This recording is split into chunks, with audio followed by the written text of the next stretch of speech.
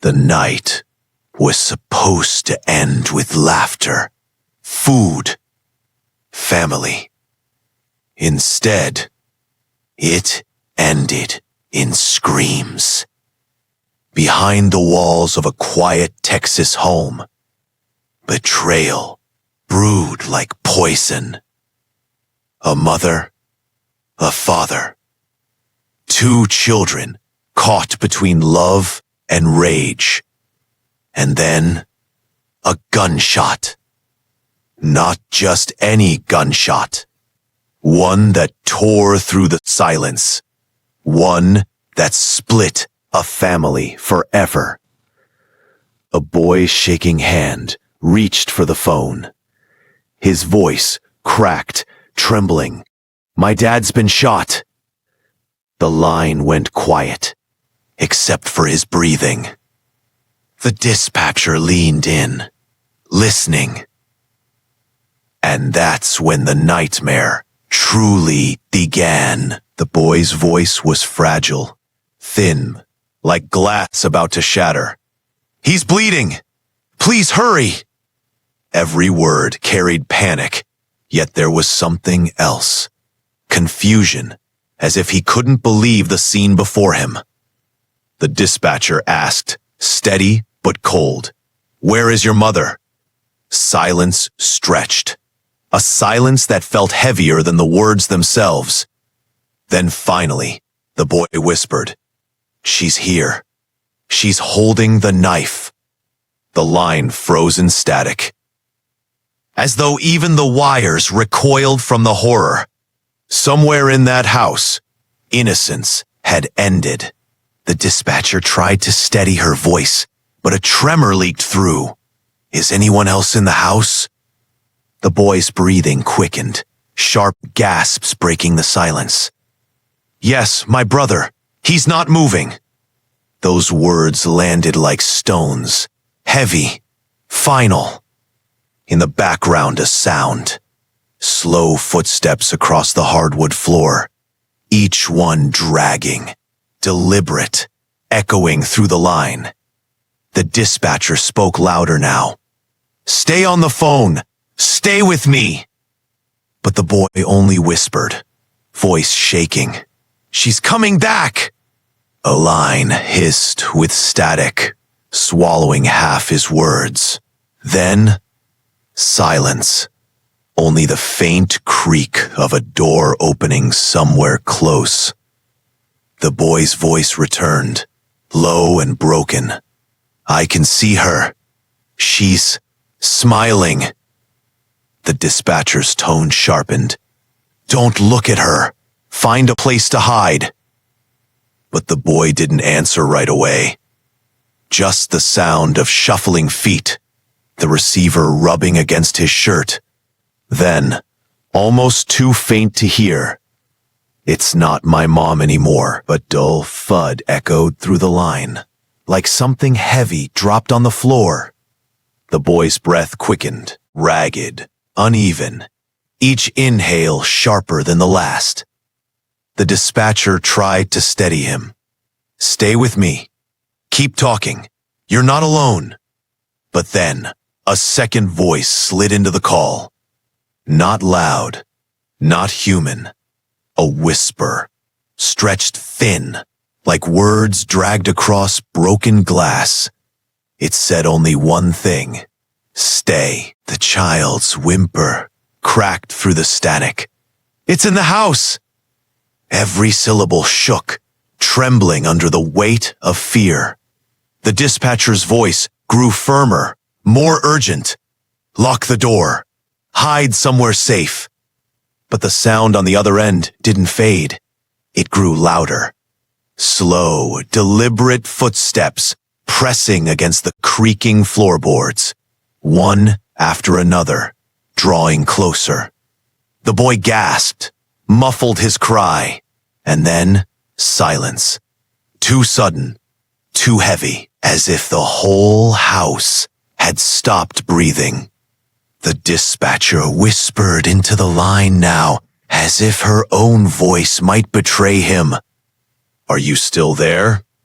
For a moment, Nothing, just the empty hum of static. Then faintly, a breath, not the child's. It was heavier, slower, deliberate, like something listening through the wire. The child finally broke the silence, his voice so thin it almost vanished. "It's looking for me." The line crackled, stretching the moment into eternity before the sound of wood splintering burst through, a door giving way. The dispatcher leaned forward, gripping the headset tighter, her pulse racing. "Stay calm, stay hidden, help is coming," she urged, her voice breaking against the static. But the boy's breathing quickened, shallow gasps pressed between sobs. Then another sound bled through the call, a dragging step, slow and uneven, scraping across the wooden floor. The boy whispered, trembling, "It knows where I am." A loud thud echoed, closer now, followed by silence, so heavy it felt endless. And then, two words, not the boy's, deep, low, distorted. "Found you." The dispatcher froze, her blood running cold. "Hello? Hello?" she cried into the line, her voice rising in panic.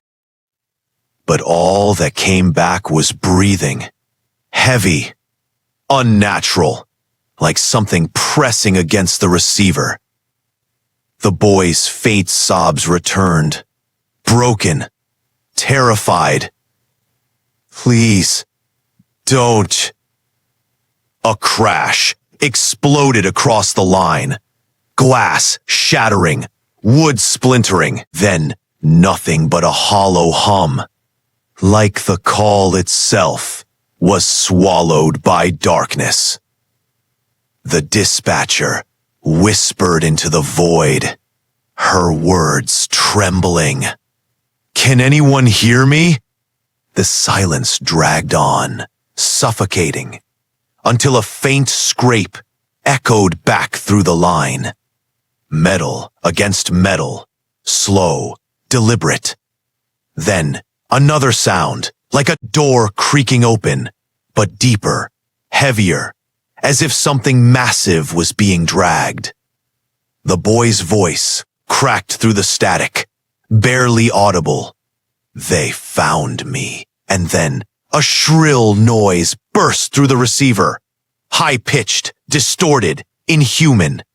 The dispatcher yanked the headset away, heart pounding, as the sound bled into the room. A scream, but not from a child. Something else had taken the line. The scream didn't fade. It multiplied, layered voices shrieking in tones no human throat could ever make. The dispatcher gripped the desk, knuckles white, staring at the console lights that flickered as if the system itself was breaking down. Through the distortion, one voice pushed forward, low, guttural, almost a whisper clawing through static. "Stay with us." The boy's voice came again, trembling, desperate. "Please, don't let it take me." Then, dead air. The line cut. Only the dispatcher's ragged breathing remained, echoing in a silence that felt alive. The dispatcher tried to redial, hands shaking, but the system spat back a dead signal. No trace, no return. And then, her own phone rang. The same line, same number. She froze. The office was empty, yet the speakers filled with a sound she'll never forget. Her own voice, distorted, begging for help. "Please, it's here. Don't let it take me." The lights flickered once, twice, and then darkness swallowed the room. The call ended, leaving only a question. If the voice was hers, then who had been answering the line? The line stayed dead. The office stayed dark, and somewhere in the static of silence, a whisper lingered. Not the boys, not the dispatchers. Something older, something waiting. So the question remains, was it really a child reaching out that night? Or something far worse, using his voice as bait? No one knows. And maybe that's the part that should scare us the most. What do you think was really on the other end of that call?